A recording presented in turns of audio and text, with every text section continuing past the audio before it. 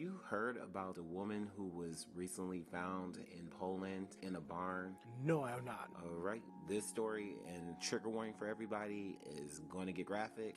So I read 2 articles about this. So this woman found a man on an online dating app. She's from another country. She flies out to meet this guy. She thinks that this is the love of my life. I'm going to be happy. She has kids. She leaves her kids with her parents. And for 4 years, she was missing from 2019 into now. Unfortunately for her, she was seeing a psychopath.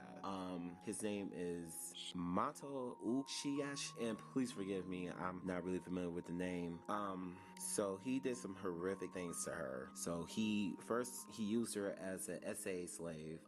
He beat her. He removed her lips and her teeth, and this is only found out because she went to a hospital and they noticed, her face was severely disfigured.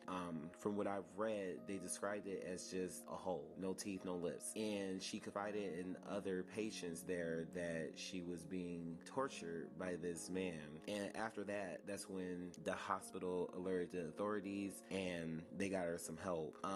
He's been described from an article that I was reading as a loner, someone that people really don't associate with. So this is just heartbreaking.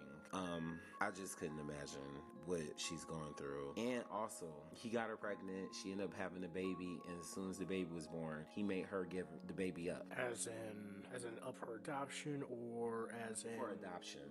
And the interesting thing about this whole story is that she's been to the hospital on a number of occasions, and I'm guessing she had Sherlock Holmes syndrome, where you believe the captive is somehow really concerned about you, and you kind of sympathize with the person keeping you captive. That's happened in a lot of cases where people have had they've been held prolonged. They developed this connection with their captive. But I'm just no one noticed anything weird or funny at first, before the face disfigurement, because they said that she had injuries. That's why she was going to the hospital. One of the last times she had a visit was because she had a dislocated shoulder. I mean, right now, that if I was in a hospital, and let's just say if a couple came in and one has a dislocated shoulder, I'll be asking all types of questions, because that's just something that you can't on an accident do very well. You know what I mean? Right. Because that's usually caused by extreme pulling or a punch really too hard. I mean,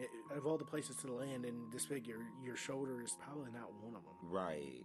And it says she had also been taken to the hospital on other occasions with both a broken arm and broken leg. When asked why hospital officials did not raise the alarm sooner or question why she was being admitted with so many injuries, they said she had refused to contact social services, and they only reviewed her case history in recent days. So this is sad.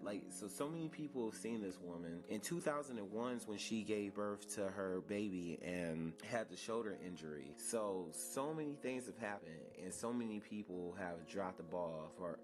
I mean, okay, at the end of the day, I mean, I get it. With Stockholm Syndrome, we don't know all the ins and outs of it because we never went through it. Right. But medical people are supposed to be able to pinpoint when someone is coming in with injury after injury after injury, something is going on. Yes, but one doesn't say that he went to multiple hospitals or multiple different care facilities, because you just gotta think different shifts, different people. Well, they just said they pulled her case study, so I'm going to assume by the statements in this article that this is just, I'm taking you to the same hospital.